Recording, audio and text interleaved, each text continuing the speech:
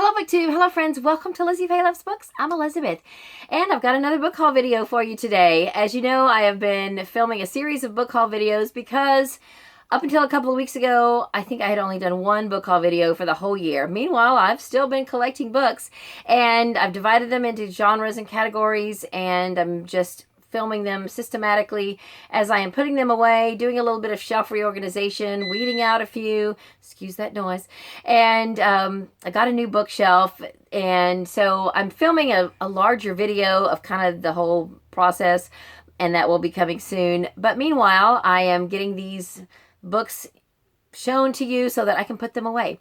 So today's group is vintage books. Some of these are very old books and some are newer editions of old books, and there's even one book about an old author. So let's get started.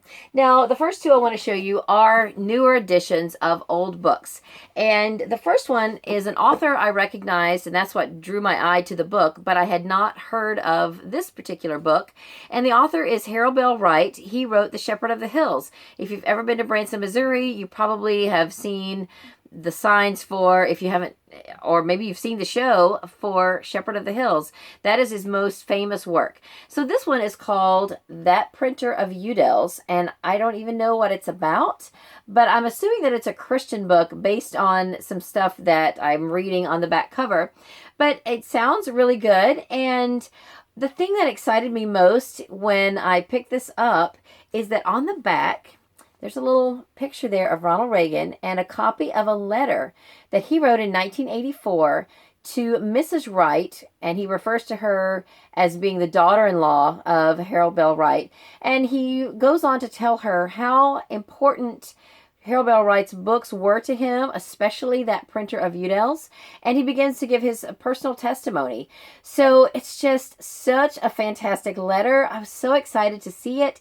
I've been a huge Ronald Reagan fan since the 6th grade. For some reason, my 6th grade brain knew that he was amazing because I even made a little makeshift campaign sign out of a newspaper picture, taped it to a ruler, and brought it to campaign at school because my teacher was a diehard Democrat.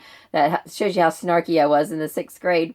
And he didn't even win the primary that year, but I knew he was going to be amazing. By the time I was a senior, graduating from high school, he was in office, and I sent him a graduation announcement, and I got back a card with him and Nancy wishing me well in my future. And then when I was in college, he was getting reelected, and I served on the Youth for Reagan committee at my college. So I've been a Ronald Reagan fan from way back, and this just really means a lot to me to read his personal testimony and to see this letter. So I will definitely be reading this book at some point, and I'm thankful that I found it.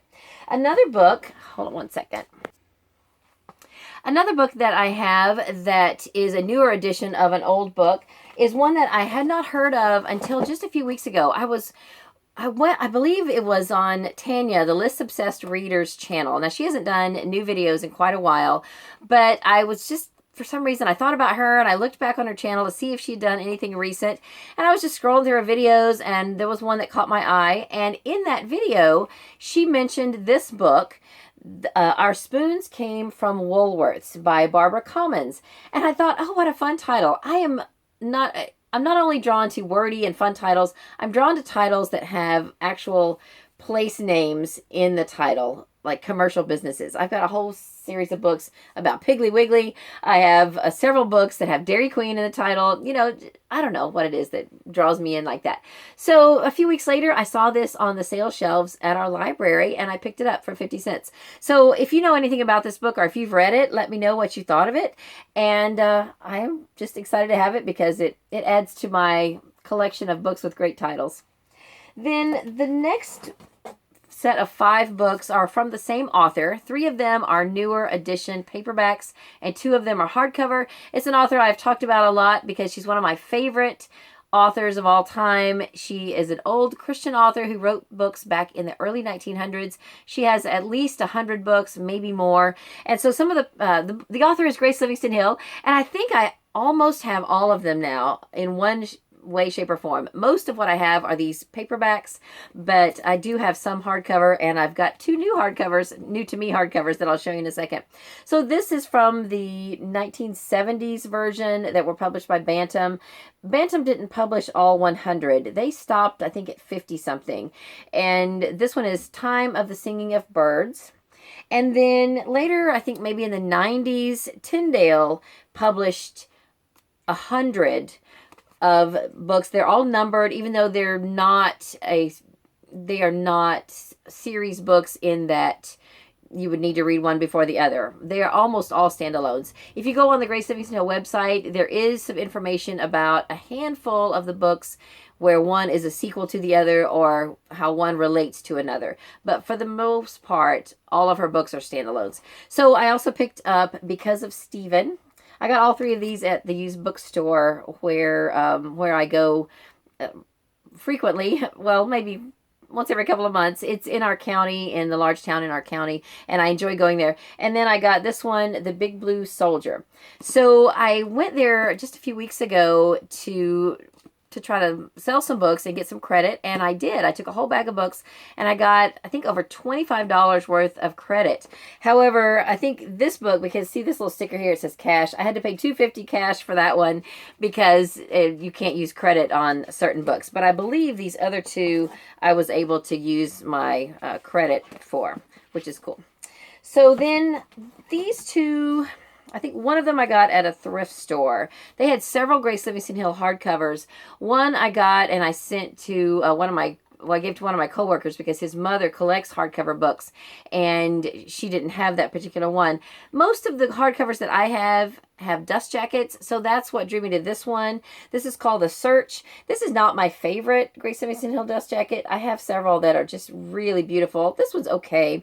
But then this one doesn't have a dust jacket, but it was in such good condition, and it is stamped on the cover. This is The Substitute Guest, and I think I got this at a library sale, and it was just in such good condition that I didn't want to pass it up.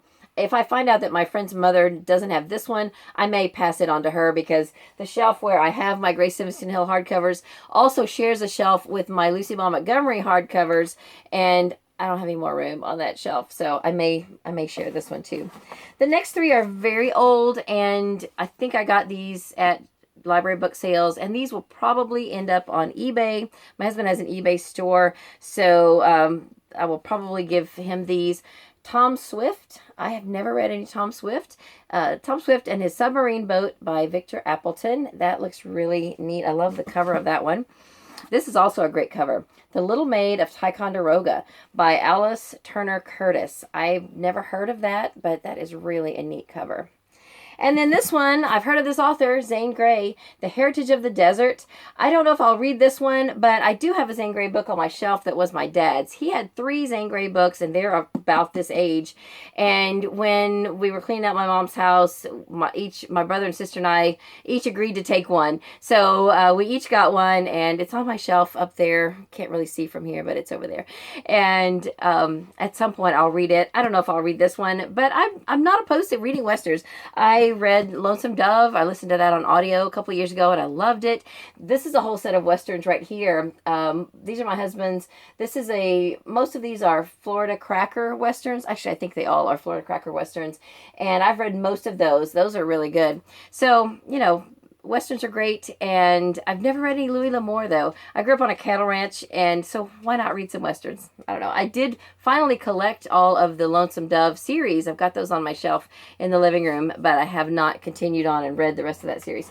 Okay, I've got a few more classic children's books. This is a series from my childhood, The Happy Hollisters. I've talked about the series before. This is the first children's series that I remember reading because my 3rd grade teacher had quite a few of these. I got The Happy Hollisters and the Old Clipper Ship, The Happy Hollisters and the Cuckoo Clock Mystery, and The Happy Hollisters and the Trading Post Mystery. These are just really sweet and just a really fun series for emerging readers. Katie did read a couple of these when she was in later elementary school, and I have been collecting them now for a few years. I want to go back and read them. I don't know how many I read in the 3rd grade, probably not that many, but I still, I think of that, I connect that with my childhood and really helping me emerge into reading chapter books, because then from there I went on to Laura Ingalls Wilder books, Nancy Drew, and so forth. So then then I have another one that excuse me one second. Excuse me, I got strangled there and I didn't want to cough on camera. So I'm almost done here. I have one more children's book that I didn't even realize it was a children's book, but I mentioned Laura Ingalls Wilder a while ago. Well, anything related to Laura Ingalls Wilder, I'm interested in. So quite a while back, I picked up Young Pioneers by Rose Wilder Lane. I have not read it yet. It's been on my shelf. Down the second shelf from the bottom, I have a whole shelf that is just books by Laura Ingalls Wilder or related to Laura Ingalls Wilder. So I've had this on the shelf, and I didn't know that it used to go by a different title. So sometime earlier this year, I found this, I think, at our library at a book sale, and I thought, oh, I don't have that. Let the Hurricane Roar by Rose Wilder Lane. Well, I did a little bit of research and found out that this book is the original title, and this is the same book, but the newer edition is called Young Pioneers. So these are the same book. Or are they? Because I went to flip this open, and because I didn't know anything about it. I was getting ready for this video, and I just cracked the book open. I'm flipping the pages, and I keep seeing Charles and Caroline. I thought, oh, she's written this about her grandparents. How cool is that?